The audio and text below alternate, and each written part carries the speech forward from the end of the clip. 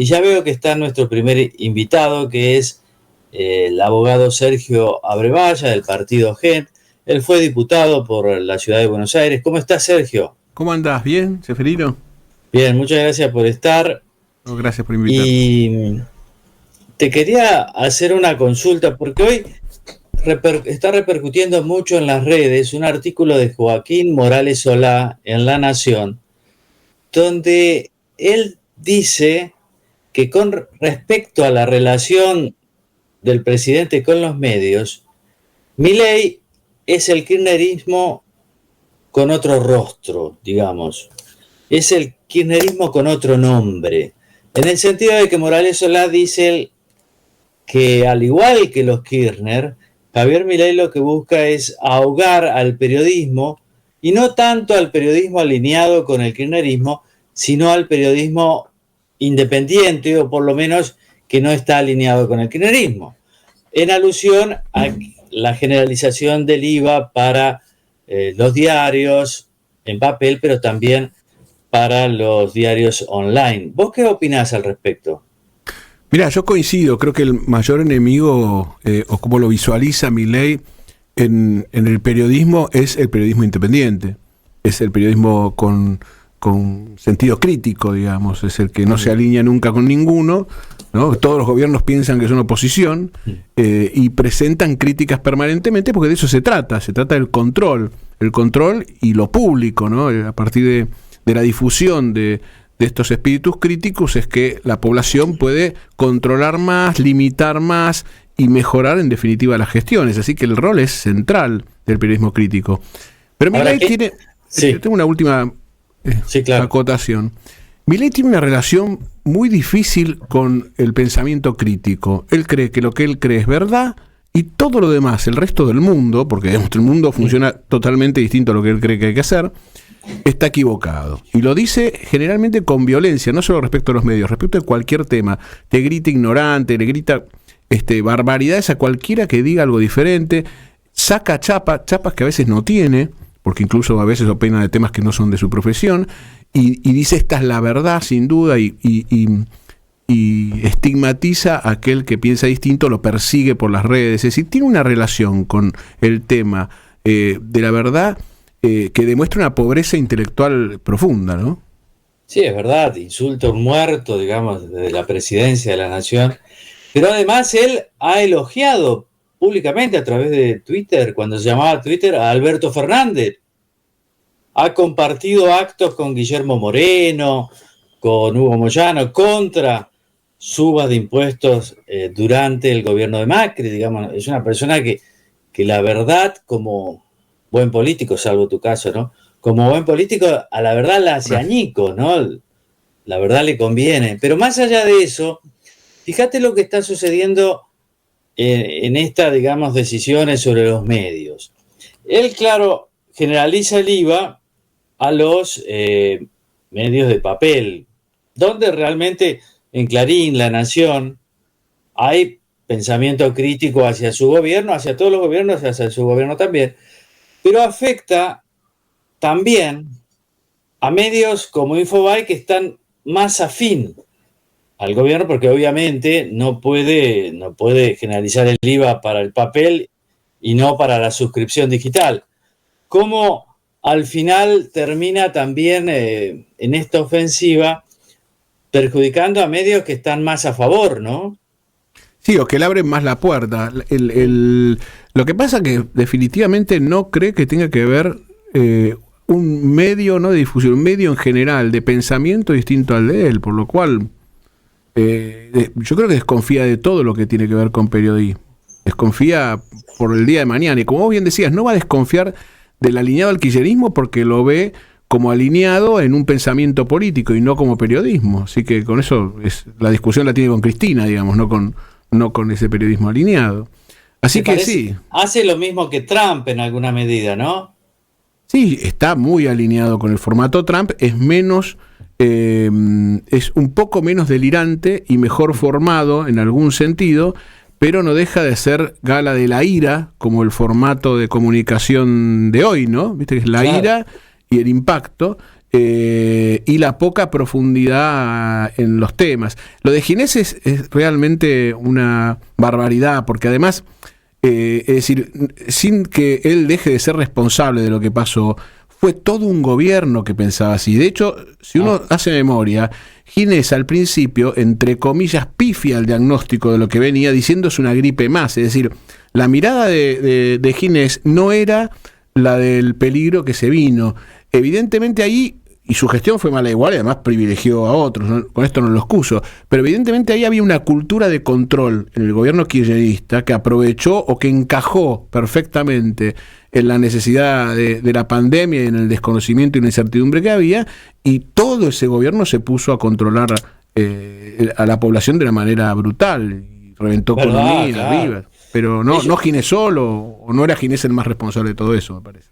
No, claro, ellos al principio empezaron subestimando esto, atribuyendo la preocupación, digamos, a una preocupación de las clases medias antikirchneristas Claro. y opositoras para ellos, que no iba a llegar nunca, en fin, un equívoco muy grande, y después tuvieron decisiones muy erradas respecto de la vacuna Pfizer y demás, y nos quedamos sin vacuna durante 6 meses más o menos, y eso fue tremendo. Ahora, también cuando los anarcocapitalistas, digamos, critican eso, yo me acuerdo que ellos estaban en contra de cualquier vacuna, ¿eh? Sí, por supuesto. No era que ellos decían vacunémonos con la Pfizer. De hecho, Milei decía que no se quería vacunar hasta que después se vacunó. Lo atribuyó a que tenía que viajar a dar conferencias, pero él era partidario de que no hubiera vacunas. Y yo creo que sin vacunas, probablemente los muertos habrían sido más. Es decir, Sí. tampoco es una gran receta. Yo soy pro vacunas. No, yo coincido, también, sin duda. En todo caso, el problema estaba en cómo se manejó la prevención con la regulación de quedarte en tu casa, que en otros países se manejó con una confianza mayor en la población, en llevar adelante el proceso, que en el control del Estado. Esto, Estados Unidos y otros países que incluso recibieron la pandemia antes y tenían los muertos cuando nosotros teníamos 2 infectados, lo manejaron de otra manera. ¿Acá fue más como Bolsonaro o como... perdón, acá fue más no.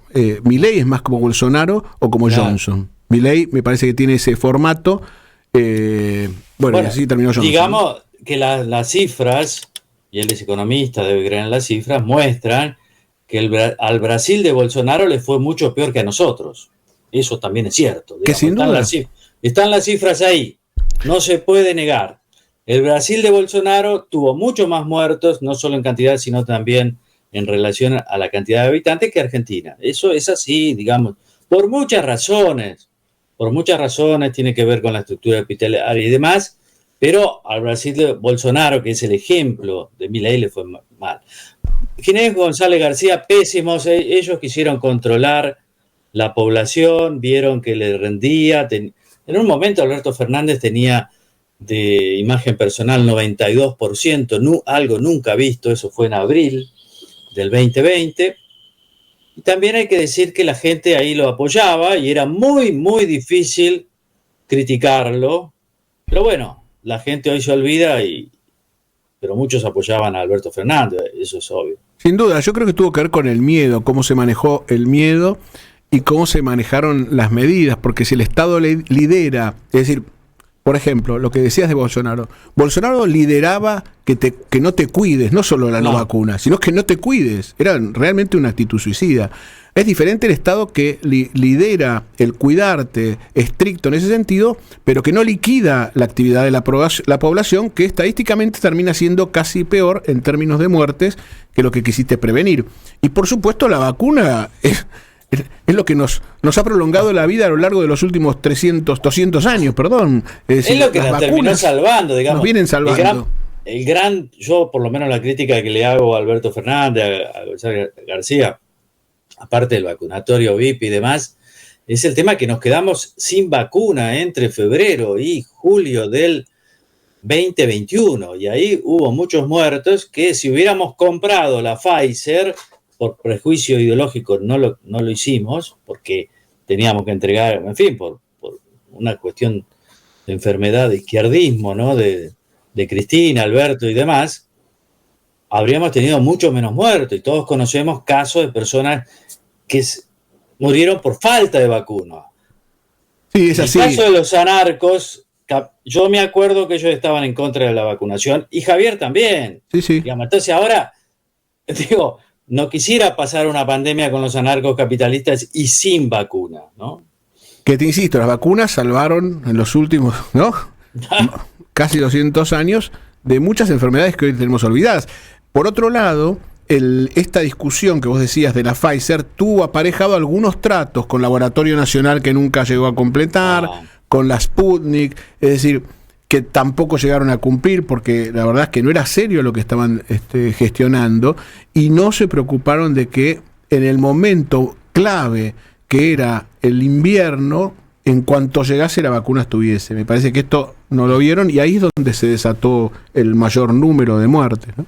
¿Por qué estamos diciendo esto? Porque también Milei tiene una tendencia al ocultamiento, a la distorsión de la verdad, que es propia de los políticos. Todos lo hacen, porque la idea de un político es tener poder, mantener poder, ganar poder, y con eso hacer cosas buenas o malas, dependerá, pero si no tenés poder no podés hacer nada. No persiguen la verdad, eso sería más para profesiones más cómodas o no, como un filósofo. Y cada vez, cuando puede, le mete mano a los números y se miente de todas maneras, se miente con las palabras, se miente con los números. Pero es interesante el tema de la relación con el periodismo porque otra de las desregulaciones, que es muy interesante, yo estaría de acuerdo, que las operadoras de los cables no tienen por qué incluir a las señales de noticias. Por ejemplo, Canal 26, TN, La Nación Más, América 24. Claro, TN está en mejor posición porque Flow es de Clarín, TN también. La Nación Más depende de Flow, ¿no? Va a tener que ir a pedirle. Y fíjate cómo, en ese caso, él termina perjudicando, teóricamente, a La Nación Más, que es una señal muy alineada con Milei. Digamos, cómo es esta cuestión de su enfrentamiento con la prensa, que va más allá de las señales que está alineada. Es como vos decís, él desconfía de la prensa en general, ¿no? Sí, acuérdate que cuando ni bien asumió, el primero decreto de necesidad de urgencia con un montón de cambios y después proyecto de ley bases que eran una especie de feria de cambios monstruosos, como diciendo, bueno, todo como se vivió hasta ahora, todo 100% estaba mal y ahora lo voy a cambiar todo junto, desde los temas menores hasta los mayores. Y entonces no soportó que se le diga, no, mira, esto no, esto no, esto no, esto no, esto va, esto no va. No soportó ese debate y terminó pudriendo las negociaciones del propio Guillermo Franco. Es decir, no soporta que se le discuta lo que él cree que es la verdad. De todas formas, tiene un pragmatismo respecto del poder, porque sin duda el tema para él es el poder. Por eso ese formato decisivo de leyes y decretos. Y yo creo que en todo caso estas leyes presionará para que haya excepciones para sus amigos. Esto lo va a hacer. Tiene un pragmatismo total. Lo hemos visto en temas grandes como cierro el Banco Central. Bueno, cierro no conviene ahora. Esto es permanente. Está cometiendo algunos errores repetidos en lo económico a lo largo de los últimos 40 años que lo vamos a pagar caro y que incluso algunos similares a los del kirchnerismo. Y bueno, el valor del dólar. Otra vez echa mano al esquema tipo tablita Martínez de Hoz o Menem fijo, vamos a ver cómo queda. Pero si vos querés exportar, que creo que es la salida de la Argentina, tenés que recuperar una parte por lo menos de la inflación que hubo entre el dólar a 1000 que tenías en diciembre y el actual. Así que lo vuelve a bajar, lo baja como un éxito y eso termina o explotando como en el 1 o explotando como la tablita de Martínez de Hoz. Es una tentación eso. Yo diría que él sin poder no se puede gobernar y eso ha demostrado que el pragmatismo en ese caso sirve porque el tipo tiene que gobernar, tiene que hacer cambios muy profundos, no es fácil recortar el gasto público, por ejemplo, y él lo está haciendo. Y tiene que ver mucho también con esa manera casi desprejuiciada de referirse a las cosas, la verdad, mentir, demás, que es lo que hace cualquiera que tiene que tomar decisiones. Además, tiene muy pocos legisladores. Ahora, es cierto lo que vos decís del pragmatismo, porque fíjate, lo del 21% de IVA, que es una exención, digamos, no se pagaba IVA en base a una ley sancionada durante el 2018. Morales Solán, este artículo de La Nación que está trascendiendo mucho de hoy, recuerda otras exenciones impositivas mucho más fuertes, más voluminosas, como Tierra del Fuego, donde Milei dice, hay derechos adquiridos, hay una ley. Claro, ahí está Caputo, ¿no? En fin, no tendrá nada que ver, supongo. ¿O sí? O sí, le sale mucho más caro a la Argentina el esquema impositivo de Tierra del Fuego que el del diario papel, ¿no? Realmente es insólito lo que sucedió. Si querías hacer cambios, que es cierto que hay que hacerlos porque el kirchnerismo dejó un desastre, sobre todo en el Estado, entre esos cambios Tierra del Fuego estaba. Y también tenés que cambiar el tipo de impuesto. El IVA es un impuesto regresivo. Tenés que ser muy cuidadoso dónde se aplica y hasta qué cifra. Y en todo caso tenés que mantener los más progresivos. Hoy lo tenés a Bill Gates liderando un grupo de multimillonarios diciendo, no le sacás el nivel de vida a un multimillonario si le cobras más impuestos. Cobrale más impuestos. De hecho están donando fortunas personales con esa teoría. En la Argentina le bajamos el impuesto de bienes personales a los que podemos pagarlo. Decís, ¿por qué? Entonces vas y se lo cobras con IVA a otro para compensarlo. Pero para Milei, Bill Gates es un comunista. Sí, por supuesto. Y Zuckerberg y todos esos, porque son varios los que están en esa postura. Claro, porque ellos están diciendo, incluso lo han dicho en Davos, ¿no? Que los súper ricos deberían tener un impuesto especial. Están planteando eso. Acá los súper ricos se van a Uruguay para no pagar impuestos, ¿no? Pero además, yo creo que ni siquiera le pidieron a Milei que bajen ese impuesto, el de bienes personales. El que es súper rico en eso no tenía ese problema. Es decir, me parece que ahí hubo un favor de Milei para muy poquito que se lo deben haber pedido. 3 o 4 personas, no sé, 3 o 4 millonarios que estaban molestos con eso. El resto no le preocupaba tanto. Le preocupan más otros beneficios de sus empresas, me parece. Yo creo que con los más ricos, acá tenemos un problema, porque que casi el 50% del PBI haya decidido irse a tributar a Uruguay. Tremendo. Y te habla de un país, porque fíjate, ahora el gobierno es muy afín, digamos, al capital, al mercado libre, al libre mercado, bueno, lo mismo, al libre mercado y demás, y no vienen. Por ahí Marcos Galperín, el dueño de Mercado Libre, te manda a Twitch y demás, pero no es que mudó su residencia. Yo diría, vení acá, sos empresario. Y tributá acá. Tributá acá y en todo caso liderá el cambio impositivo que todos necesitamos, ¿no? Se paga mucho IVA, se paga ingresos brutos, que es una barbaridad. Por eso te decía que me parece que no es que se lo pidieron, porque no vinieron igual, sacaron el bienes personales y no vinieron igual. Acá el tema es otro, me parece que entre otras cosas habría que hablar de lo que sucedió con la burguesía argentina en los últimos 40 años, pero más allá de eso, del lado de la política, la inestabilidad es muy grande, y Milei no es confiable. Es otro de los temas obvios, es decir, si el presidente no muestra temple, ¿por qué uno le reclama, no digas eso de Ginés González García aunque pienses? Porque la figura del presidente, o no digas eso del periodismo, no insultes a periodistas, la figura del presidente es una figura que siempre tiene que estar parada sobre un temple, no es que no se puede enojar, pero el enojo está como muy pensado y muy decidido. Y entonces, un presidente inestable no le genera confianza a nadie en el mundo, por eso hay muchas inversiones que con los favores económicos que está haciendo igual piensan en si venir o no, porque no saben cuánto dura este formato de Milei. Me parece que este es parte del problema, por supuesto que es un complemento de la otra parte del problema, que es el kirchnerismo, es decir, porque se fueron en esa etapa, ¿no? Ahora, un tema interesante que sacás es que ahora se gobierna con la ira. No solo en la Argentina, sino muchos liderazgos se basan en la ira, en el manejo del insulto. ¿Pero por qué es así? Porque mucha gente piensa que cuando uno se enoja, cuando un líder se enoja, ese líder está siendo verdadero, genuino, es verdadero, no miente como la clase política, y eso es algo que la gente eh, le gusta. Está equivocada la gente, hay que decirlo, porque todo esto es algo pensado, digamos, es un manejo de marketing político, ¿no te parece?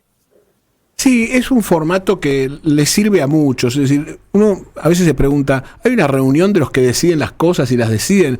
No, simplemente se va compartiendo esto que vos decís. Es así. Le conviene a muchos no profundizar. En la Argentina es como que no todo está sometido al formato de la ira, a lo que tiene impacto. Lo digo con mi propia experiencia personal. Cuando yo publico en las redes algo que es que tiene bronca, como vos decís, que muestra que me enojé, qué sé yo, me va bárbaro. Cuando hago alguna reflexión sobre el dólar, sobre las exportaciones de las pymes, yo cero, a nadie le importa. Nadie importa. Y el problema de la Argentina está en que la pobreza no se resolvió, es el mayor de los problemas, mayor que la universidad, de jubilados, que son importantísimos. ¿Por qué? Porque si no resolves eso, no tenés futuro, y el argentino se sigue yendo del país, y el argentino sigue viviendo mal. Para resolverlo tenés que hablar de temas profundos: producción, trabajo, valor del salario. Este es el debate que tendría que tener la oposición. El tercer sector que podemos ser nosotros es el que importa es ese. Sin embargo, profundizar en esta época en que la demanda es gritame algo, insultarlo al kirchnerismo por lo del INDEC o por lo del YPF, o insultarlo a Milei por lo de los periodistas, bueno, es imposible lograr ese debate, pero tenemos que pujar para lograrlo. Yo creo que no hay que abandonar, porque si no, no hay Argentina posible. Sin profundidad en los análisis es imposible construir un país que funcione. Es verdad, pero la tentación es grande, ¿no? Porque tanto para periodistas como para políticos, Sí, sí. para todos es este lenguaje de Milei, el lenguaje auténtico. Puteemos que la gente le gusta y aplaude, ¿no? Puteemos a los muertos, está muy bien. Puteemos a este, pero puteemos. Es un país tremendo, ¿no? Sí, el enojo vende mucho más que la reflexión, porque como vos decís, parece auténtica, y además porque aburre, ¿no? Antes era el formato de los 140 caracteres, ¿te acordás del tweet? Ah, sí. Pero que en definitiva sirve para explicar cómo es hoy. No me pongas un video de más de 30 segundos, grita, la profundidad es muy difícil. El formato de la ira viene hace tiempo ganando espacio, ¿no? De la Carrió que titulaba hasta, hasta hoy, ¿no? Sin decir nada malo, lo que te quiero decir es así. Cómo se progresa. Y también tiene otra cara, ¿no? Que en los medios con mayor presencia también fueron achicando el espacio del pensamiento crítico de la política. Es decir, están los abonados que van siempre y los que no difícilmente te inviten. Y entonces eso permite mantener un solo mensaje y corto y mucho más manejable.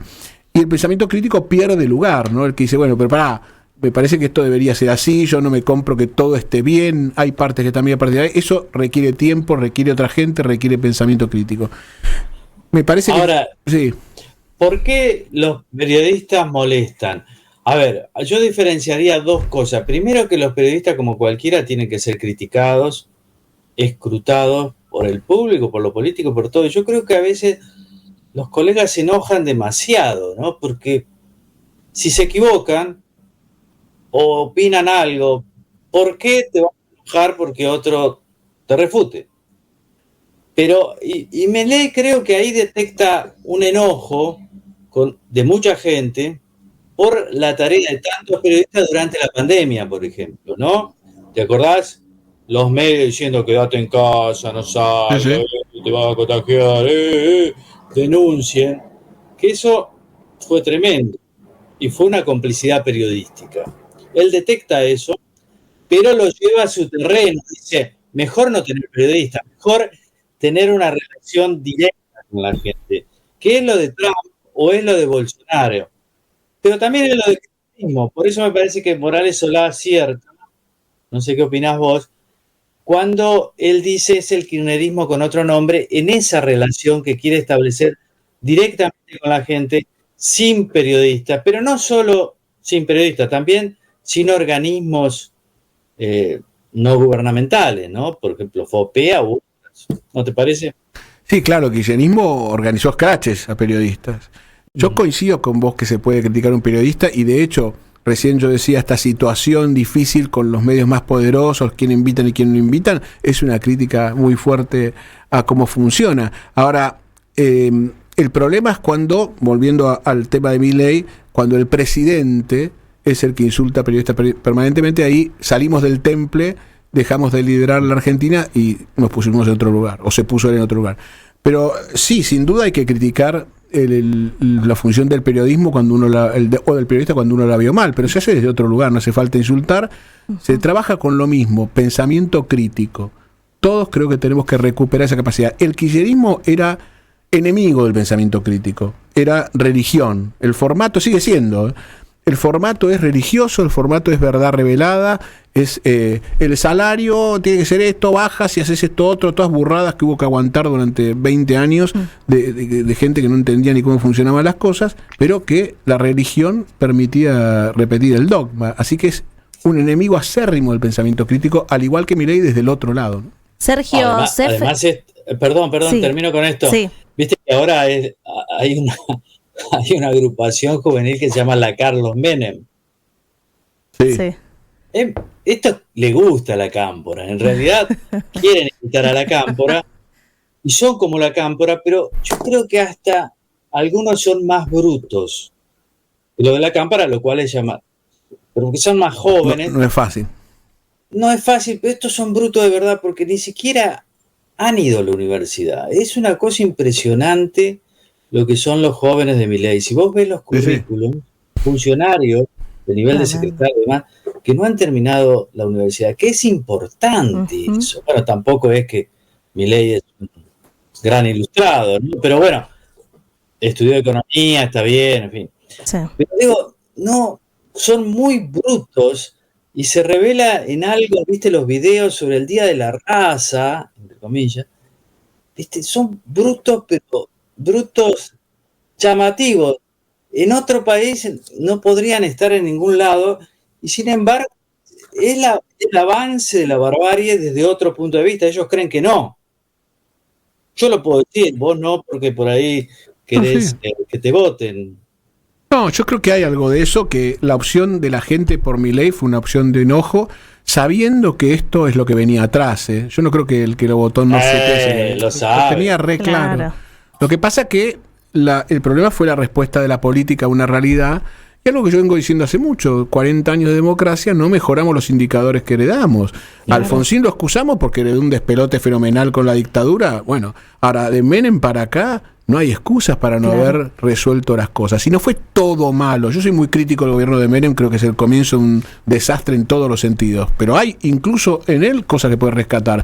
No hay un punto de acuerdo sobre lo que está mal y lo que está bien en la Argentina, como lo fueron los pactos de la Moncloa. Bien, Sergio, a ver que Priscila tiene algunas novedades importantes. No, por favor. No, pero está muy bueno lo que estaban diciendo. Hay mucho joven que no tiene un estudio universitario, que está ocupando lugares muy importantes, sobre todo en otras provincias. Digo, es terrible la información que sale día a día. Cefe, vamos a invitar a nuestros oyentes, porque están dejando varios mensajes en nuestro WhatsApp, que lo sigan haciendo a través del 11 51 52 10 47. 11 51 52 10 47. Hacemos una pequeña tanda, ya continuamos en Retweet por Más 107.5.